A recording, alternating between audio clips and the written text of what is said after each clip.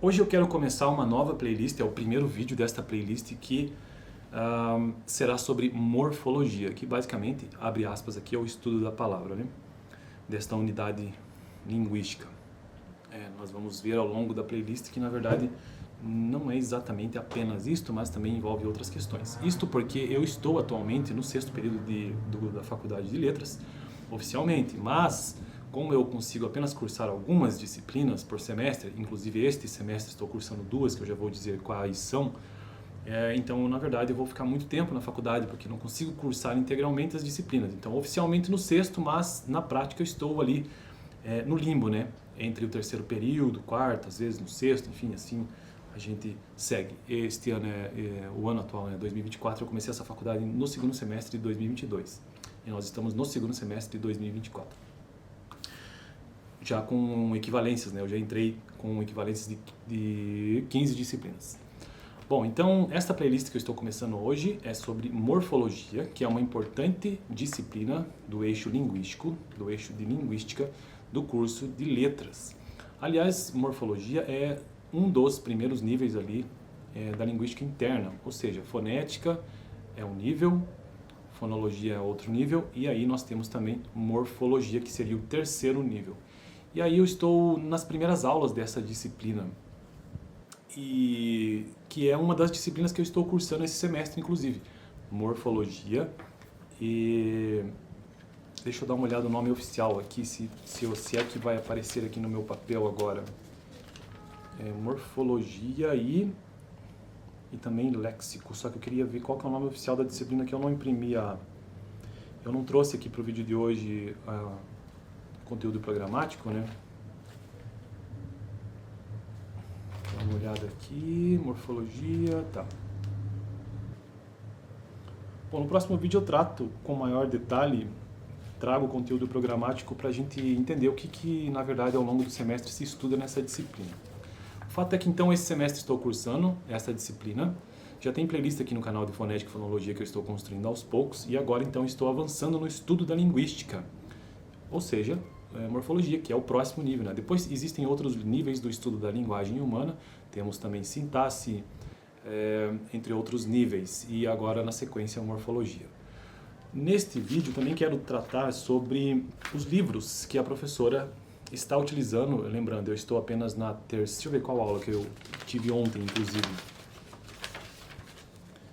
Aula 3.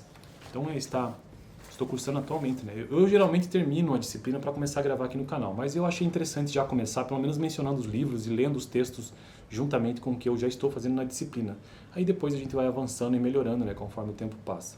Então os principais livros que a professora está utilizando nesta disciplina, o primeiro deles, Morfemas, né, do português, de um autor que se chama Walter Keddy. Este livro aqui, que eu vou começar hoje já, inclusive, tá aqui, ó. Segundo livro, Formação e Classe de Palavras no Português Brasileiro. Como é que é o nome da autora? Margarida Basílio, eu acho que é isso. Terceiro livro, Gramática Normativa do Português Brasileiro, Rocha Lima.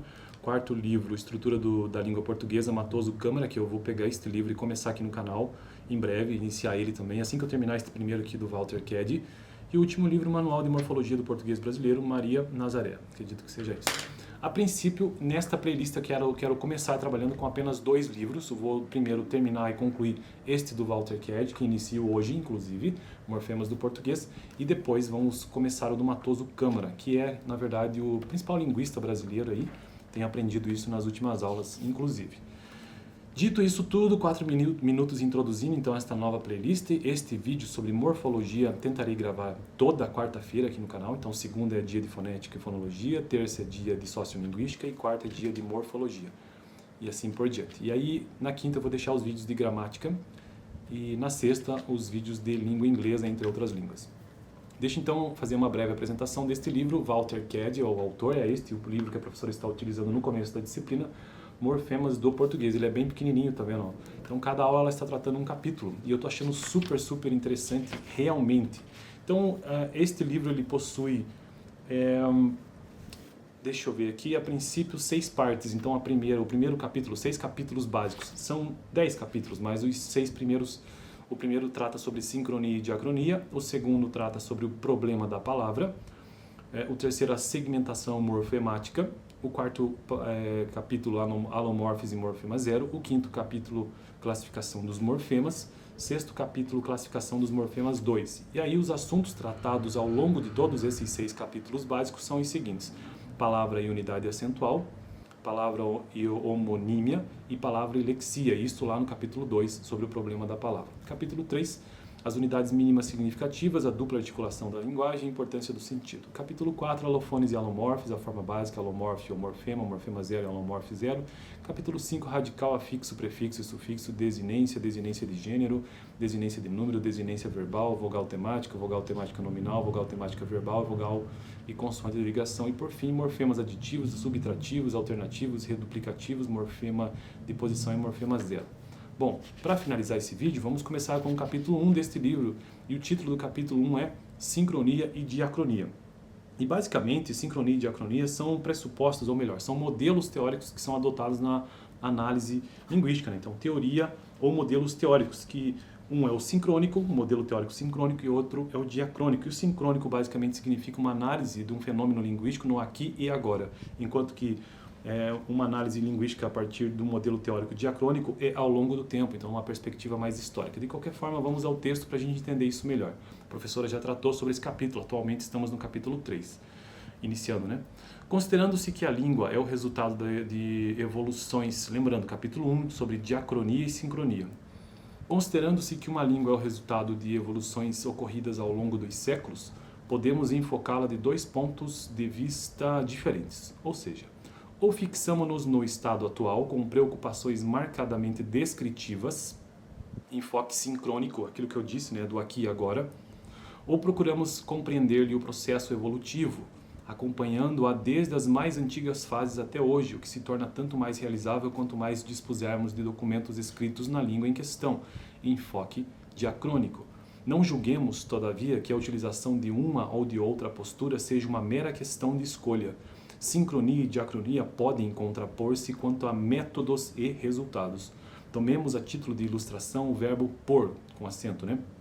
Nossas gramáticas consideram-no como uma anomalia da segunda conjugação. Uma anomalia da segunda... Existe a primeira, a segunda e a terceira conjugação, verbos terminados em ar, er e ir. E aqui, então, ela está nos dizendo que as gramáticas consideram o verbo por como uma anomalia da segunda conjugação. Realmente, a evolução histórica da língua portuguesa confirma esta observação. O verbo ponere, ou ponere, eu não entendo o latim, né, a pronúncia, mas acredito que seja isso, ponere, em latim, evolui normalmente para por em português, conforme se pode observar na cadeia evolutiva. Então, na morfologia, né, se observa as palavras numa cadeia evolutiva, do ponto de vista diacrônico nesse caso, né? Então aqui ele está dando um exemplo do verbo por, que muitos consideram como uma anomalia de segunda conjugação. Ir, a segunda conjugação seria ir, né? Porque per, não existe per, né? Mas sim por. A gente tende a imaginar que na verdade isso aqui é uma quarta conjugação, mas não existe uma quarta conjugação. O fato é que no latim, a origem pelo menos é ponere ou ponere, e aí a cadeia evolutiva fica o seguinte: ponere, eu não sei se a pronúncia é ponere ou ponere. Ponere, ponere, poner, poer, poer e por. Então, 6, né? 6 entradas aqui nessa cadeia evolutiva. Essas diferentes formas são decorrentes de transformações fonéticas bem caracterizadas através dos séculos e suficientemente explicitadas em nossas gramáticas históricas. Não é o nosso objetivo aqui, neste texto, especificar os detalhes esclarecedores das etapas apontadas.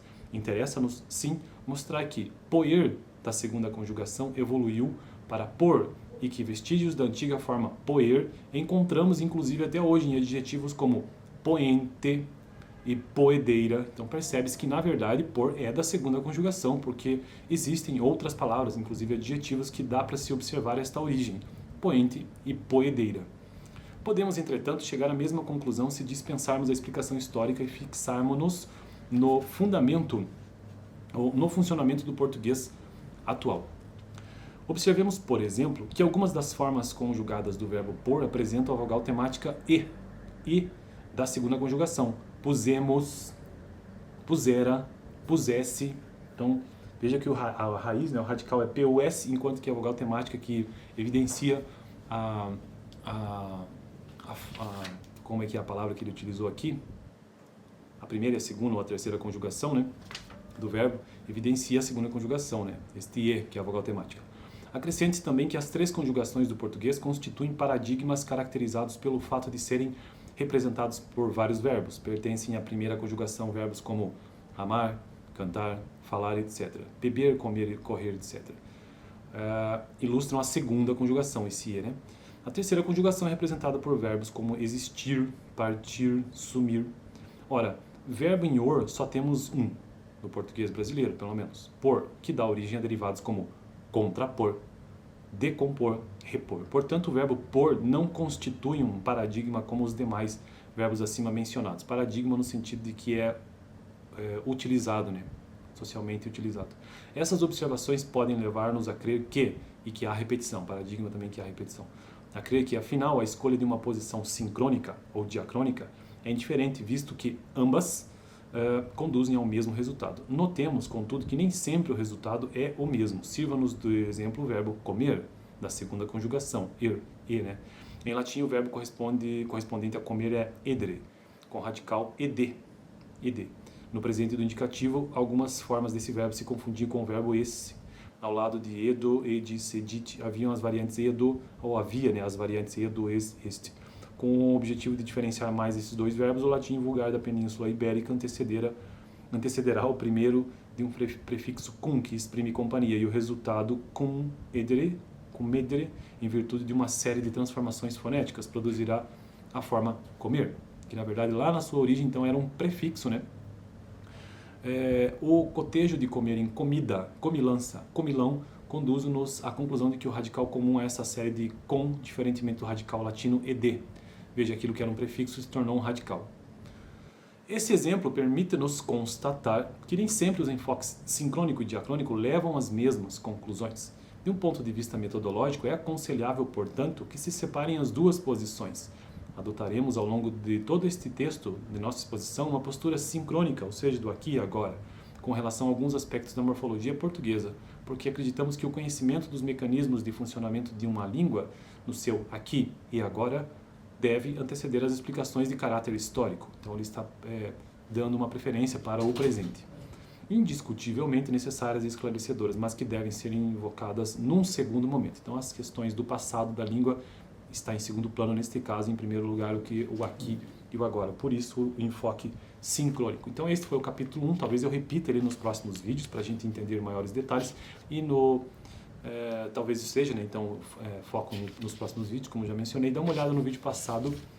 Ou melhor, estou tão acostumado com playlists aqui no canal que não existe vídeo passado, porque este aqui é o primeiro vídeo desta playlist de morfologia. De qualquer maneira, eu acho que eu vou deixar aqui então como vídeo passado, que foi um dos primeiros vídeos aqui do canal de quando eu comecei letras. Eu vou deixar por aqui. Valeu!